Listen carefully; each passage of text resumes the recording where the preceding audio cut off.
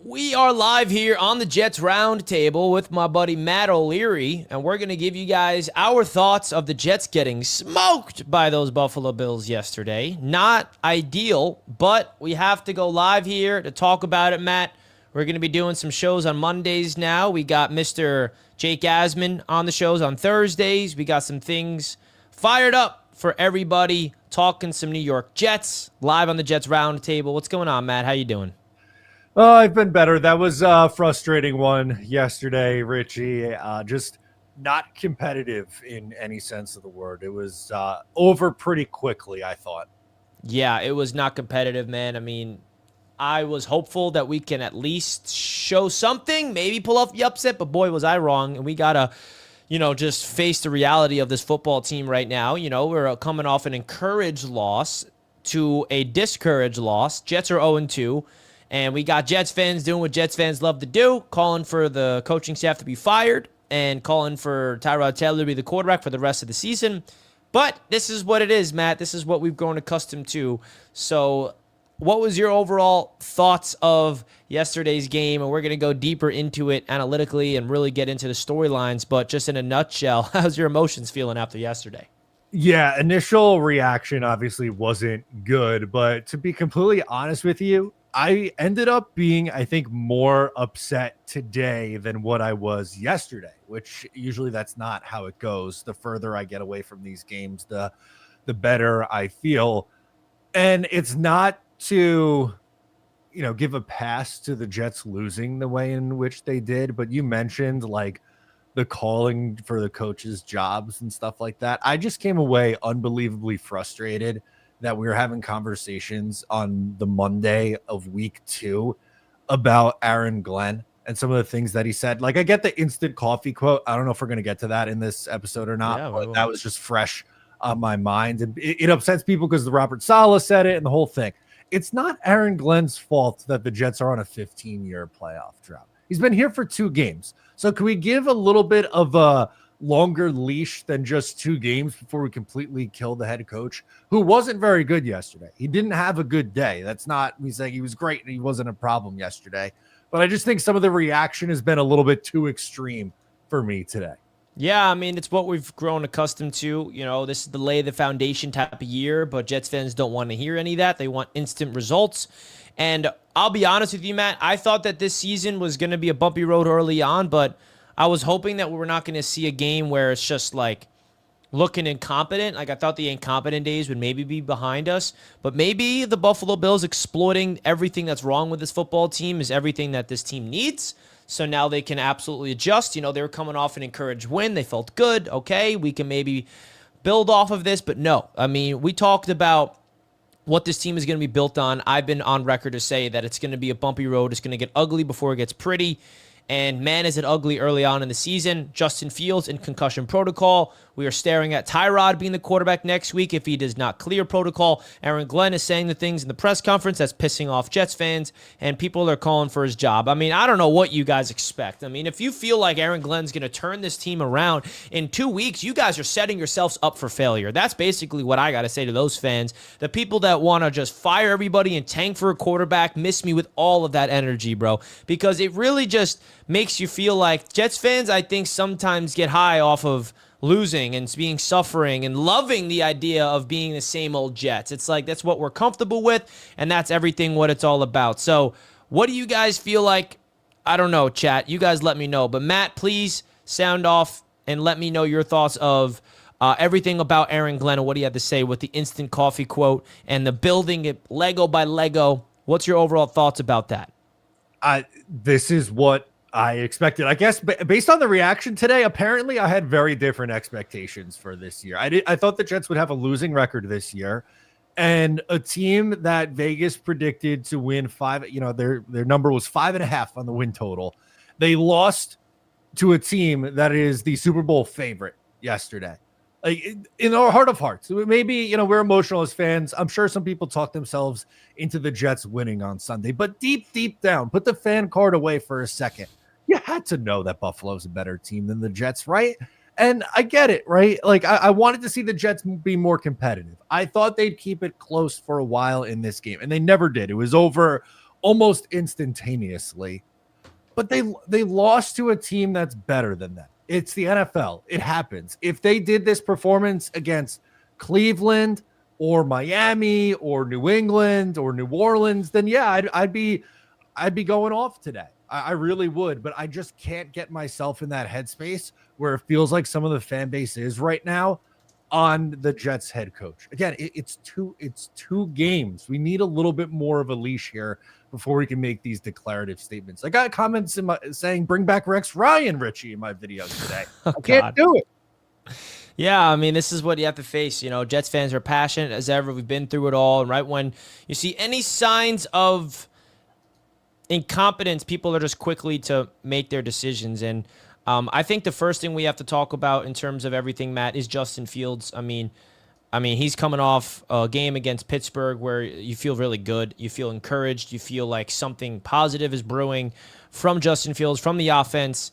Just to go out there the next week and just show a sign of, nope, that's not the offense we thought about. And my take on the offense, Matt, is, and I've been saying it all offseason, this offense is not going to work without a run game.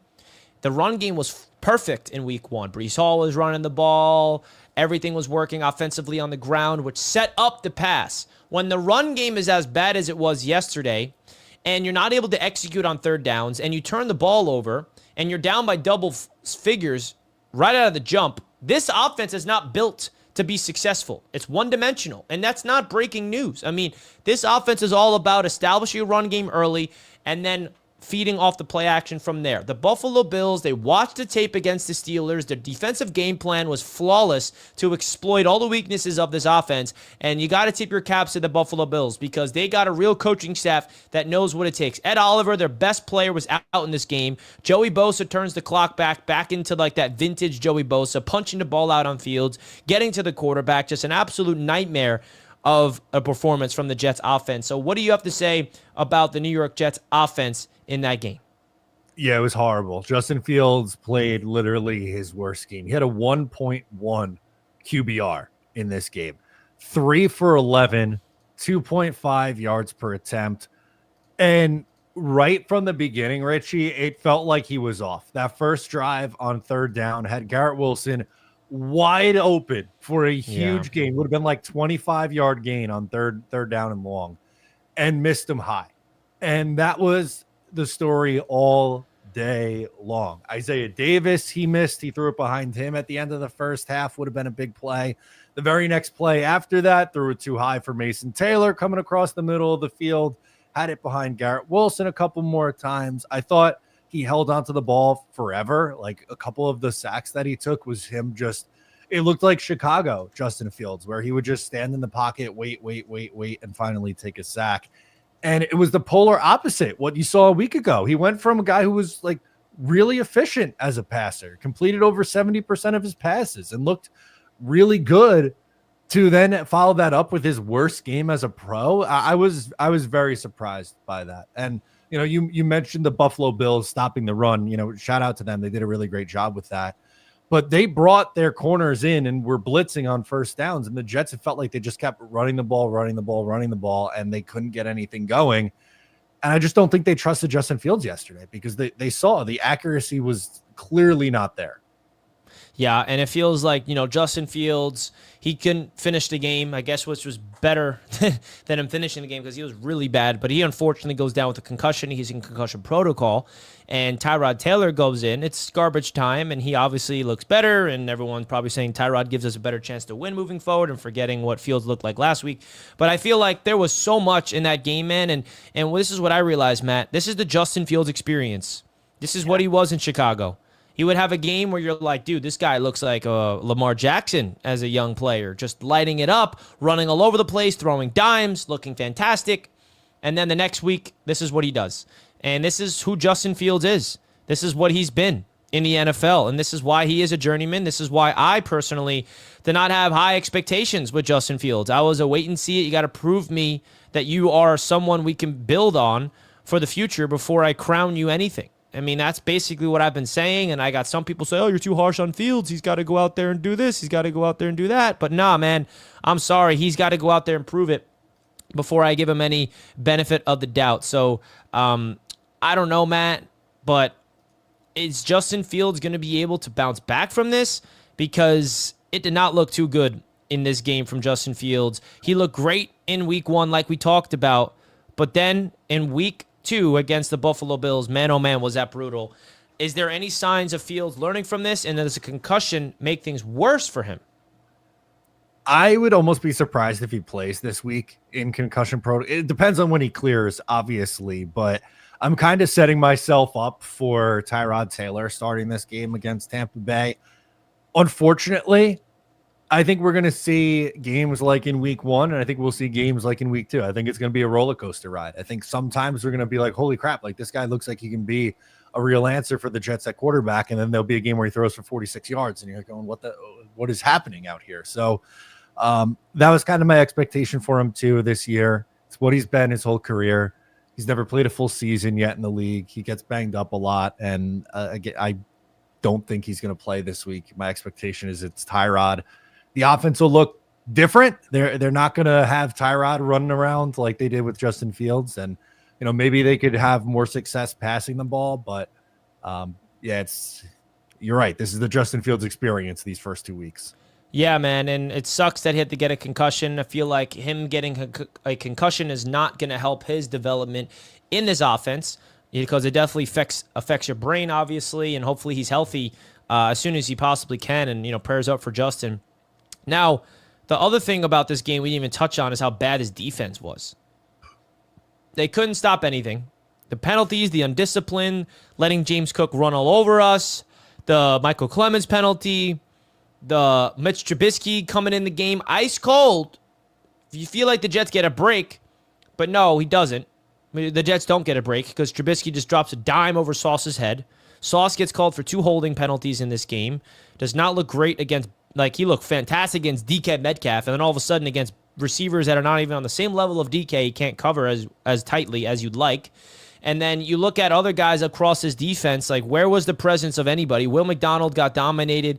Jermaine Johnson leaves with an injury. Quinnen Williams did not really step up at all. I didn't really notice him at all in this game.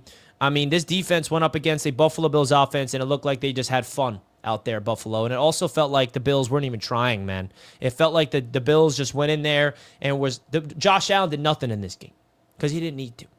And that's sad. That's sad that Josh Allen felt like he did not need to do anything to cruise his way past the Jets. Your thoughts of the defense and how they looked in this game?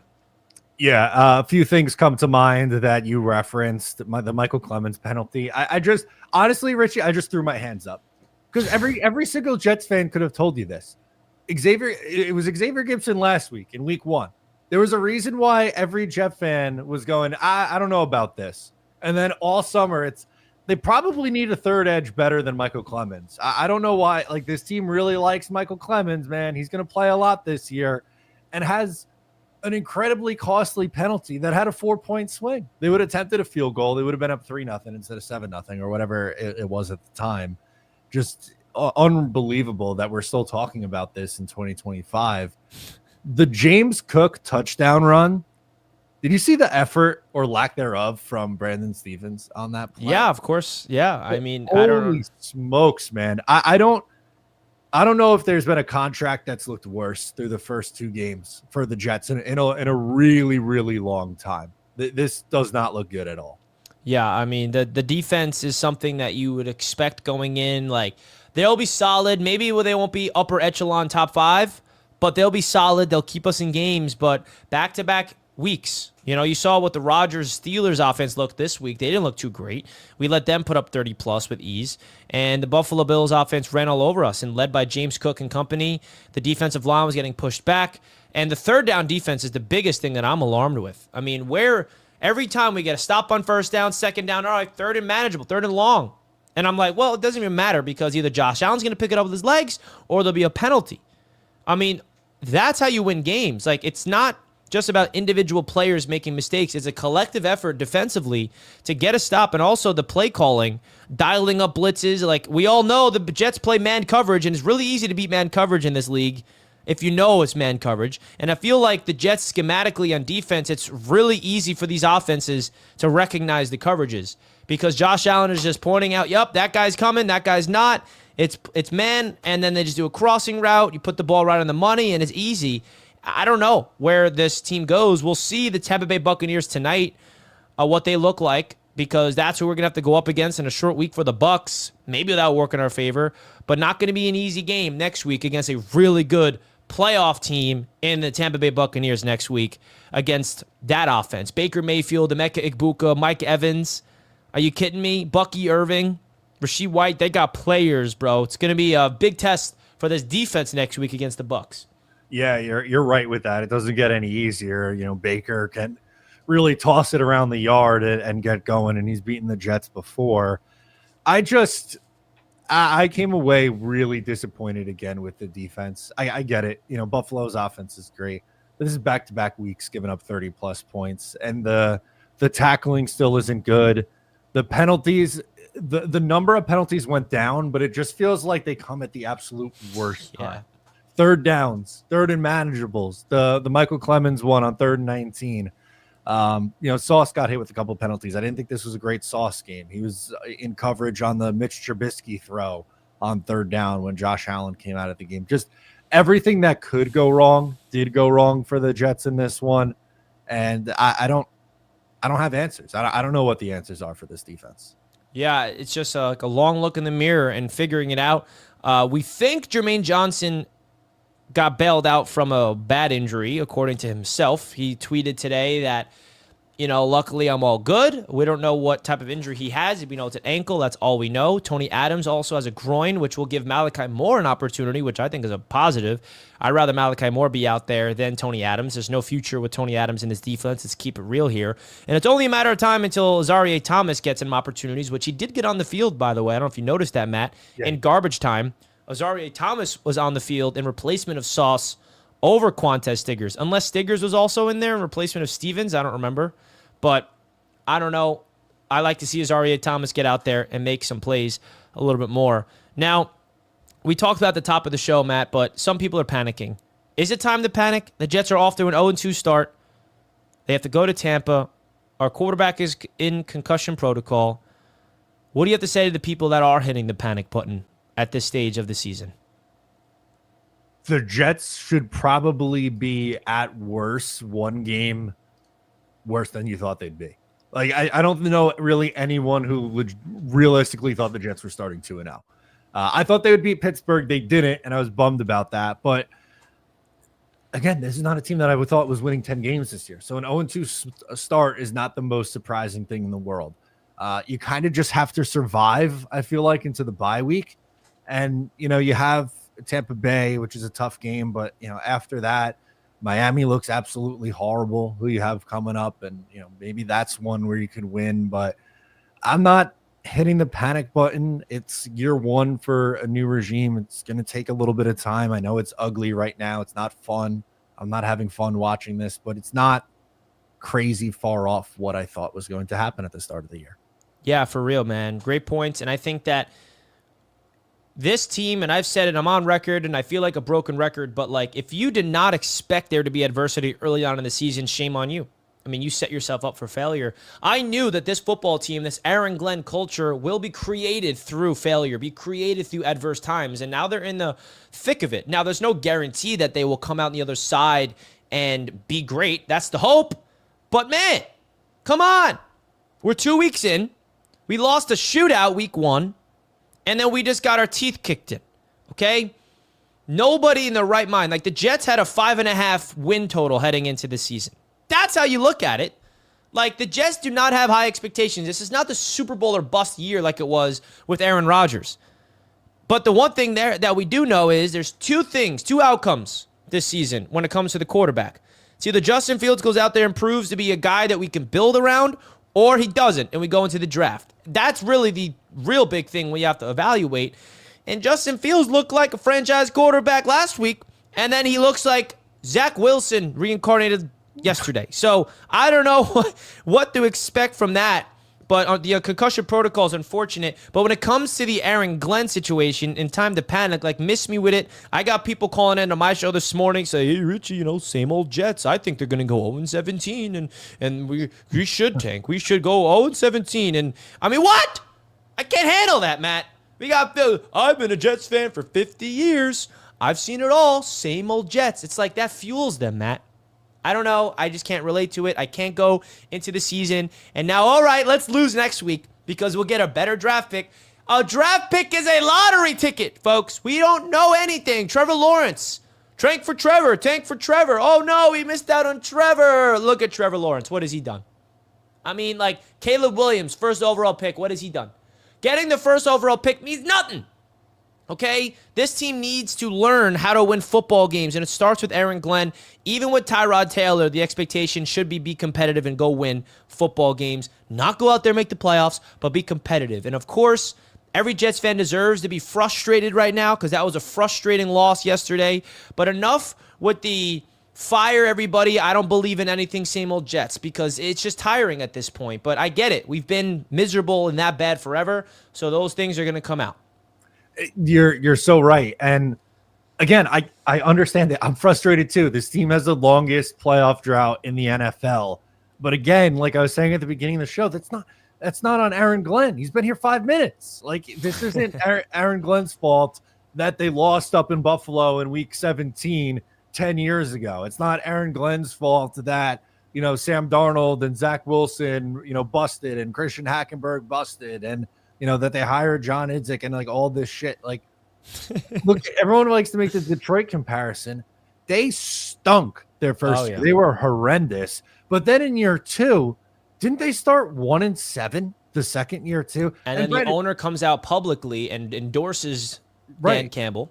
Right. And then they rattle off a bunch of wins, and they finished 9-8 and missed the playoffs. And then the next 2 years they've been really good, since then. But I didn't expect this to happen overnight. I thought there's a chance this could be a tough year. I just really have a hard time with the fans who are out because they lost to a team that very well could be playing in the Super Bowl this year when the Jets are, I don't know, a 6-win team, 7-win team, something like that. Exactly. And that's the thing. You got to realize who we're going up against. It's a tough pill to swallow, but the Bills are a Super Bowl threat. Luckily, they will not win the Super Bowl ever because they just won't, I hope. But that's the reality. We faced a Super Bowl threat, a top 3 team in the NFL. We did not get our teeth kicked into the Saints, like you said earlier. Not a bad team, to the Bills. And you got to tip your cap to the Bills. What the Bills have that the Jets don't are 2 things that we're hopeful that we can have. Number 1, a franchise MVP level quarterback, but that was not why the Bills won. They did not win the game and dominate the Jets yesterday because they had an MVP at quarterback. The reason why the Buffalo Bills beat us is because they have continuity. They have a system that's been around for 6 years that the players know everything. They're well coached. Sean McDermott, as much as Bills fans don't even like Sean McDermott, I get your reasons, but from an outside looking in, like, that's what really good coaches do. They coach to dominance. They look at their opponent and they exploit weaknesses. And the Aaron Glenn-led Jets, this is the lay the foundation year. And if you did not expect this, then I don't know what to tell you. All right? Like, if you expected to go out there and win every game and be up 2-0, you set yourself up for failure. Now, listen, I am on record to predict the upset against the Bills. Yeah, I was hopeful that, bad teams beat good teams somehow. We see it all over the league, all the time. Zach Wilson beat the Bills twice. So I thought maybe the Jets can steal one if they played to the level that we saw last week. But boy, was I wrong about that. And I feel like usually there's some things to take from losses, Matt, but there's not a lot to take away. Like, the only positive is one player, and it's the most random player you can imagine that looked good, and that's Jawan Briggs. That's the only guy. He had a sack, and he had a forced fumble, which, by the way, the Jets didn't recover because we're allergic to recovering fumbles that we force. So, like, usually there's something to build from, but, Matt, there was nothing to build from in this loss, other than maybe that this is something the Jets can build on from the perspective of everything got called out, weaknesses was brought to the surface, so now the Jets can hopefully adjust. This is a burn the tape game because, like you said, you can't. What are you going to do? Watch that back? You can't. Well, Aaron Glenn's going to watch the tape. He's going to watch the tape. Yeah, he said that 42 times on Sunday. He did watch it back. Thank God. I unfortunately watched it this morning too. I don't know why I did it. I had to go I walked for like an hour this morning after watching back the tape and doing my morning video. I need to clear my head after watching that. I don't know what you learned from this. Maybe for Glenn, it's, hey, don't be so conservative. Like opting for a 51-yard field goal down 20 and punting down 20 in the third quarter is something that you probably don't have to do. That's another thing, man. Like, they felt like they gave up in the third quarter, and that pissed me off. I'm not ready to watch this regime. That was Adam Gase. Like, that was what I took from him. No fight, no fire. And I don't want to see that, man. Down 3 scores, not going for it on a 4th down. What are you afraid of? A short field? Is that what you're afraid of? Like, yeah, you haven't stopped them all day. Like, yeah, let's just give them the ball so they can milk 8 minutes of clock to score a touchdown instead of maybe they score in 3 minutes if we don't get it. It's 4th and 1. If you want to be a ground and pound violent offense, go for it and run the ball up in the middle and get it. But instead, they're coaching scared, and we punt, and let's trust our defense. What defense? So those things pissed me off. And, the offense was so bad to the point where Justin Fields was missing everything around the playmakers were just couldn't even get the ball in their hands. Isaiah Davis, the ball is behind him. Mason Taylor, the ball is over here. Garrett Wilson, the ball is there. Like, that first drive, when Justin Fields missed that 3rd and long throw, which was wide open, by the way, that changed the whole dynamic. And then the next possession offensively, Matt, is a fumble on the first play, turnover. And then the third possession, you got 2 positive plays, one the Brees first down, one the Garrett first down. And then the next one, they get too cute. An Arian Smith end around, and the Bills defense is like blitzing from the corner. Yeah. And they just sniff it out. So that blew up that drive. It's just, we got outcoached, man. And that's really what I look at. And that's, Aaron Glenn said no stone will be not unturned, whatever the heck he said. And he's going to hold himself accountable and all the coordinators accountable. But how would you evaluate the coaching staff beyond Aaron Glenn? Tanner Engstrand, Steve Wilkes, and those guys? Yeah, I think it's been a rough start for Steve Wilkes. I know, like, the offense stunk yesterday too, and people are going to be on Tanner Engstrand, but I think I'm more concerned with Steve Wilkes and the defense, especially because, like, there are 2 guys right now on this Jets defense who should be 2 of their better players who are borderline unplayable in Jamien Sherwood and Michael Carter. They have gotten off to horrendous starts to the season, and I don't know how you fix them. I don't know what the fix is there, but that's on the defensive coordinator to get the most out of those guys. And, like I said, they don't even look playable right now, which is scary because they don't have the talent to, get past an issue like that. Exactly, man. And I feel like the accountability starts from within, and then we're seeing that from this coaching staff. Hopefully it means something. Let's get to the Patreon callers. We got Lissell up first. What's going on, Lissell? Good. I'm not going to talk about anything other than the Jet tier. I just didn't want to talk about it during the fourth and fifth. Other crew, man, we just really just dunked this game. And I do agree with all y'all's takes about letting this team go through the motions. Like, let's not fire everybody, because you don't want to be a team like that. You don't want to be a team that just like fires everyone in year one. You don't want to do that shit, because you're never going to find then you're never going to find the head coach that could do it. You're never going to find it if you continuously say, "Oh, let's fire the guy. He's not good enough." Then the next guy comes in. Oh, the next guy is not good enough either. So it's like. But I don't know how you like. We gotta go lose to the Bucks, to be honest. Like, with the defense being how they are, like, and with Baker Mayfield still being like the Bucks Baker Mayfield, it just doesn't look good for us. But we gotta keep. But I'm gonna keep the faith. I'm gonna keep the faith with this team. There you go. Keep the faith, Lissell. Keep the faith, baby. We heard him. That's a plus. Thank you, Lissell, for the call. Yeah, I mean, I don't think there's any reason for Jets fans to expect a win next week. That I agree with that one. We're definitely down. There were some hope that we could pull off an upset, but that's all forgotten when you get your teeth kicked in from a division opponent. And this is a good way to flip the script. We're going to win 2 in a row, 2-2. All right, Henny. That's what I like to see. Please, Henny, if you've ever been right before, now is the time for you to be right again. I'm not crazy confident against Tampa Bay. I've talked about Miami looking really bad. I think that one I'd feel a little bit more confident in, but you never know. Maybe a road trip's what this team needs. And the one thing we do know about this league, it's a week by week sport. You can look brutal one week and great the next. It's exactly what we just witnessed.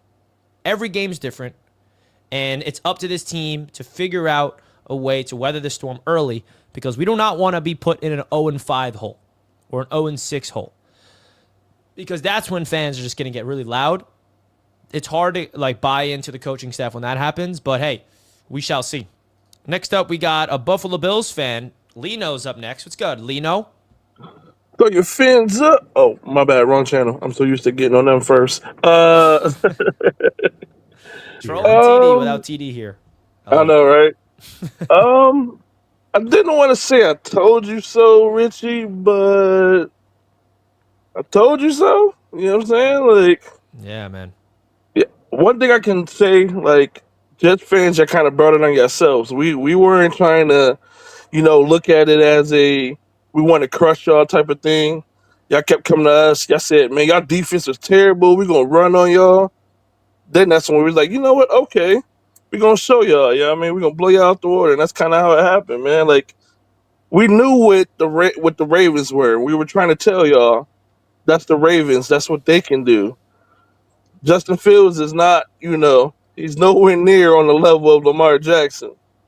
So, and he proved that the other day. Yeah, I think you're gonna have that experience up and down all season. You know what I mean? So, and you got Tampa Bay next too. That offense is not going to slow down either, man. Like your backbone is this defense, and if your defense is not going to show up, man, it's going to be a tough season. You know what I'm saying?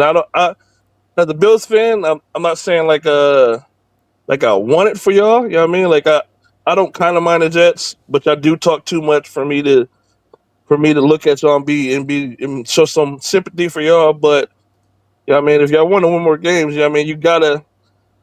I don't know what y'all can add more to this defense, or what do y'all want more from this defense? You know what I'm saying? Because this is gonna be our backbone, man. Like y'all can run it 50 times a game, cool. But when somebody get up on y'all, it's gonna be tough because y'all gonna be playing back from behind all season. So it's gonna be a lot of tough adjusting for y'all. You know what I mean? And hopefully, Aaron Glenn, he imprint his how can I say it? His tough nosed culture for y'all for this year, and then next year y'all can come out the gate and then really get the Bills scared. But not this year, buddy. We No, sweeping y'all because y'all can't beat us in Buffalo. we coming, Buffalo, when you rest your starters. Lino, thanks for the call. Matt, your thoughts of what Lino had to say, rubbing it in on us. Yeah, the Bills are better. Flat out. I thought the Bills would win yesterday. I would be a little bit concerned about my run defense. I know the Jets were not nearly as good on the ground yesterday as I thought they would be, but come playoff time, that's usually the thing that bites Buffalo. So it might not be completely fixed just yet. Yeah, man, and Lino is rubbing it in, and that's what the Jets Roundtable is. We got fan bases all over, right? All over the place. All over the place, coming on in, more specifically within the AFC East. Hennessy asks, I don't see a link or I can't send super chats. Don't know why. This is a brand new channel, so it's not available yet. We appreciate it. But if you want to become a Patreon member, that link is in the description. So super chats and members is not available yet on Jets Roundtable, but we're hopeful to have it available in the next few weeks. So the more you guys support the channel by liking and subscribing and sharing, the faster we can get to that. We appreciate it, man. We appreciate it. So hit that like button and subscribe to the channel. We appreciate you guys big time. JT is next on the caller, a Jets fan. My boy JT, what's up, bro? Yo, what's up, gents? How we doing? Besides the obvious. Okay. Yeah, doing okay. Yeah. Holy. I didn't see us getting absolutely abused like that, but this was, let's not act like this is not the toughest stretch of our season, to be honest. So the first three games, the Bills and Buccaneers back-to-back, Steelers, three playoff teams. While I don't think the Bucs are too much of a threat, they're still a playoff team that made it into the playoffs last year. So this was our biggest stretch, our toughest stretch of the year, in my opinion. It gets a little bit easier from here, and then after the bye, it really gets easier. So let's see what this team's made of, man. Let's beat on some of those lesser teams like the Dolphins after the Buccaneers and Dallas later on after that. Like let's beat on some of these teams that didn't make the playoffs last year and actually show what this team is. The Bills was a tough test week too. Let's be real. Yeah, It was. Bad matchup. I agree. Yeah. But that's all I got to say, man. After this, is just there's still a hell of a lot of season left. Hopefully, we get some joy out of here. I feel like we will further on, but it's been a tough first 2 weeks for sure. Well, thank you, JT. We appreciate that, man. We do. Thank you for the call as always, Matt. You know, it's not ideal for what we're seeing here, but I feel like at the end of the day, is there a silver lining to yesterday in your eyes or no? No, not yesterday. No, that's one that I think you just gotta put your head down and move on. There's 15 more games left on the season. If they play 15 more games like this, then yeah, it's gonna be an issue. Turn around and play better next week. That's all I can say. Yep. Turn around and be better next week. I sure hope that is the case, man, because we got a lot of things to get into. We'll go deeper into the matchup about the Jets and the Buccaneers on Thursday's episode when we have Jake Asman joining us.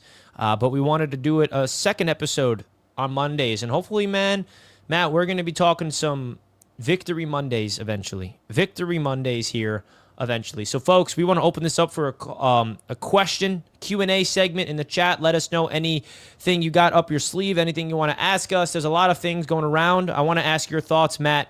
What was your biggest takeaways? I know it was happening during the game, our game, but that thrilling Patriots and Dolphins game. Any thoughts about that? And by the way, did you see the viral TD Finns talk moment? If you didn't, you have to see it. Yeah, I do. I do have to see it, dude. Oh, baby. Do we have it on tap, or do I have to? We have it on tap. Okay, I'd like to start there if we can. So let me add context to it. You know what happened in the game, right? The Miami Dolphins had a punt return for a touchdown, and then the very next play was a kick return for a touchdown, right? From the Patriots. So the video is TD celebrating. He always plays his touchdown TD Finns talk song whenever they get a touchdown. Throw the Finns up, whatever. So he's celebrating the touchdown as the Patriots score a touchdown immediately. So that's the context you need to know for this. So here it is. It's one of those classic things, classic clips that I think every single person needs to witness.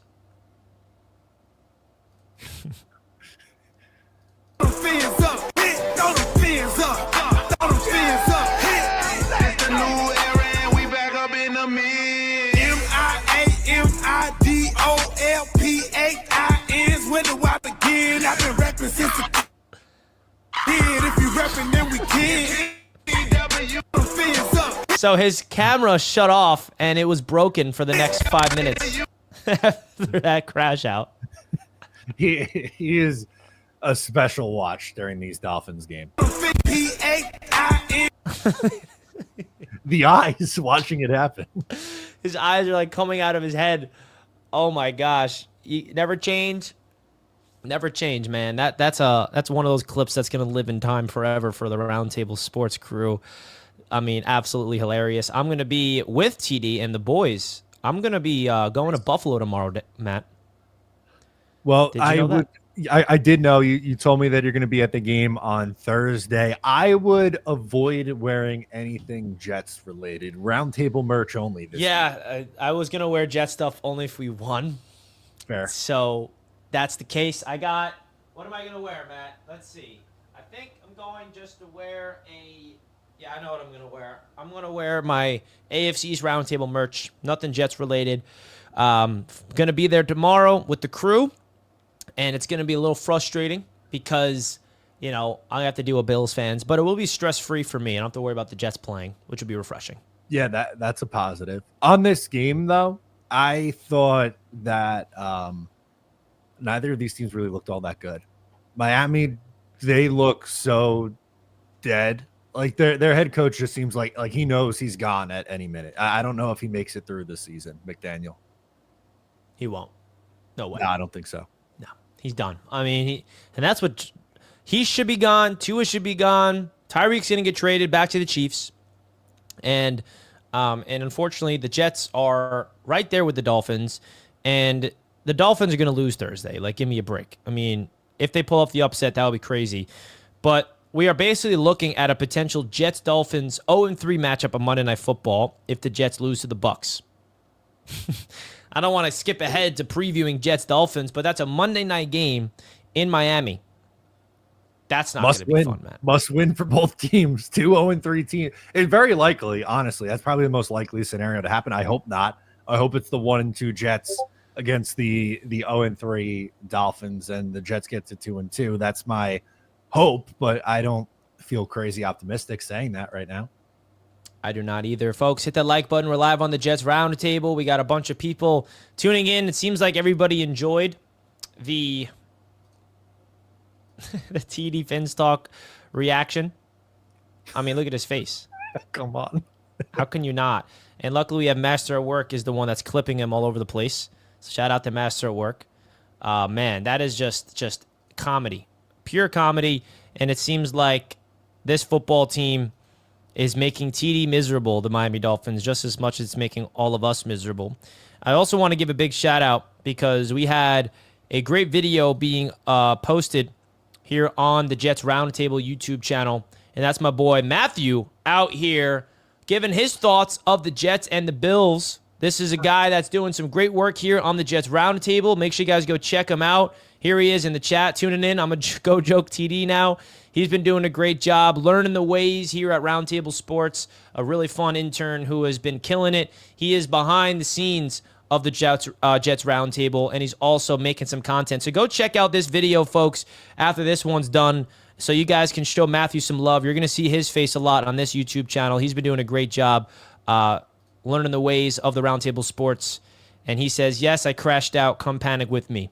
Seems like Matthew had a little crash out like we all did, of course. So go check him out on the latest video uploaded here on the Jets Roundtable. He brings the juice, as we all expect, man. And Jets fans, and I saw your tweet, Matt, and you're so on the money. The Jets and the Giants completely swapped places this past week. How about that? I mean, the Giants looked fantastic and lost. The Jets looked fantastic last week and lost. And they flipped around. What's that about? I don't know. I don't like it. I don't think either fan base is having fun right now. The Jets, in week one, it was like, okay, they lost, but they did this, and this great. And then this week, it's like, oh my God, everything is horrible. And in week one for the Giants, it was everything is horrible. And, yesterday, Russell Wilson was looking like 2015 Russell Wilson out there throwing the ball around. Yeah, I mean, it's just there's no consistency in this league, apparently. There's always something that is going to drive us mad. So, listen, man, the injury concern is something. I want to get your thoughts of the injury report, Matt, with Tony Adams potentially hurt. Jermaine Johnson, I don't know how serious it is, but apparently he avoided something serious. We'll see some updates on that. Justin Fields, concussion. And then, who am I missing? I think you got him. Josh Reynolds' hamstring is still out, but I thought there was another one. Michael Carter, shoulder. Okay, I didn't realize the Michael Carter one. Yeah, so this injuries, there's no excuse. There's no big blows yet in terms of season-ending stuff. But your thoughts of the injuries to Jermaine Johnson and I also want to get your thoughts of this, like Michael Clemens. Do you expect him to get cut because there's no one behind him? That's the thing. That was going to be my answer. No, unfortunately not. I wanted him to be cut all off season and for the Jets to go out and bring in a better edge rusher to be edge 3. Unfortunately, they did not do that. And Braden McGregor is not really giving you any life to think that, okay, we could cut cut Michael Clemens and play him or Tyler Barron. But Tyler Barron was a healthy scratch and didn't really look good all summer. So they don't have an answer right now. Zadarius Smith signed, Jadeveon Clowney signed. Everybody's gone. Yeah. And I also I don't know about you, but I don't know if it's a good look if we develop a culture that's like, oh, you make a mistake, you're cut type of vibe. I like the accountability. Don't get me wrong, but is that a good thing that we're going to become this team where Aaron Glenn just waiting for someone to make a mistake and you're going to get off this team? Like, Obviously, guys like Garrett Wilson, if he makes a mistake, he's not going to get cut or traded. But is it a good thing or a bad thing in your eyes with this mindset that now fans have? Like, okay, you cut Gibson, now you got to cut Clemens. Like, is that a good thing? Well, I think it was different with Gibson because he had a longer history of some of these mistakes, right? Like it's, what was it, 11 fumbles in 35 games, which is just way too much. You can make the case that Michael Clemens has had the same number of mistakes, and I would argue he has. But this would just be cutting your nose to spite your face kind of thing, because they're not built to have another edge rusher. They should have a better edge rusher than Michael Clemens who can play, but they don't. This is their own fault. Yeah. And how about Will McDonald, man? Love the guy, but he got dominated He's quiet by Dawkins. A liability in the run, and every time he did a spin move was kind of just buried. Also, to give him benefit of the doubt, Josh Allen, one of the hardest quarterbacks to sack and get pressure on. But Quinton Williams wasn't there. Like, I don't know if did the PFF grades drop, because who was even the highest graded Jet? Is there any good ones? I'm sure We were like the PFF kings last week, you know? they were. If I had to guess, who is the highest graded Jet? Jawan Briggs? I mean, that's the only... He's the only guy who played well on the defense. I don't know. It's going to be a random guy that we Our don't. punter? Austin McNamara could be. I mean, I don't even know. I mean, Nick PFF, Folk? the website still overwhelms me of how to use it. I mean, I pay for it. I don't even know how to find these grades sometimes. Like, I don't even know. PFF grade. Are they out? Do you have a PFF subscription? Let me look. Oh, no, yeah, I think so. I mean, here is... Like, where do I go from here? So, now, I'm pretty sure it's updated. Right? Yeah, it is. Because Brees was the number one halfback last week, and now he is 6th. Sauce is still CB1, even though he had a bad week, too. Yeah, he did have a bad week, too. But I don't know. How do I find their grade from the game against the Bills from here? Do you know? I'm looking on their Player site grades? now. That's what I went to first. I went to player grades. Okay, and then I filter it. New York I can do it Jets. by position, but I don't know. It looks cumulative. I haven't been able to But find then this is like, what is this? I want to see the grades from each game. I feel like a noob when I'm using this thing sometimes. I need PFF Plus. I don't think I have PFF Plus. Maybe that's why. There's 2 paid ones. I have the cheaper of the paid ones. Maybe you need the... There's 2 paid ones? I'm not paying for the right one? Maybe not. I did see some people tweeting out grades that didn't look very good, so I don't know. Like, how do I find these grades? I'm paying money. I want to find these grades. I'm paying for it. Give me it. I don't know, man. Do I not have the right subscription? Now you're making me think I'm paying for nothing? Maybe. Well, now this is what I'm getting. Something went wrong. All right. Thank you. The Jets' grades has just ruined their entire system. Can't blame them. But Tyrod had an 88.9 grade. But like these grades I'm seeing is like week 1 and 2 combined. I want to see week 2 grades. It was Jawan Briggs that had the best grade, apparently. I looked on Twitter. Of course it was. And Justin Freed of Jet Press said Jawan Briggs was the lone bright spot for the Jets in week 2. 88.7 PFF grade, ranked 3rd among all interior defensive linemen this week. 3 pressures, a sack, 4 run stops, and a forced fumble. Yikes. Good trade. Yeah, really. If you want a positive spin. I think I can find it. Is this it? All right, we're in the grade. We're in the game. Recap. So does this mean I don't have PFF Plus? I think so. Because that's as far as I got as well. Go to grades. View game. Oh, that's the Steelers one. Okay. Are they telling us in the chat? I don't even... Yeah, I mean, I'm trying to find it, man. Forget it, man. I guess I don't pay for the right package. That's crazy. Got to pay more these days for some nonsense grades. Well, I'll figure that out. But make sure you guys hit that like button because we're going to wrap up the show here. Matt, let the people know where they can find you, what you got cooked up on the great Matt O'Leary NY YouTube channel for us, because we got to be tuned in to this coping mechanism of this week. At Matt O'Leary NY, just posted a video before we went live over here. I was talking about Aaron Glenn's comments, so check that out if you haven't already, and more coverage throughout the week. Well, that's really what you guys need to know about this week and what's coming from there. So make sure you guys hit that like button on your way out. Matt, thank you for coming on here. We appreciate you big time, as always, tuning into this show. And Roundtable Sports got a lot of fun things brewing, and we're excited to keep going live as much as we possibly can. We'll see you next time. We're out. Peace out, everybody.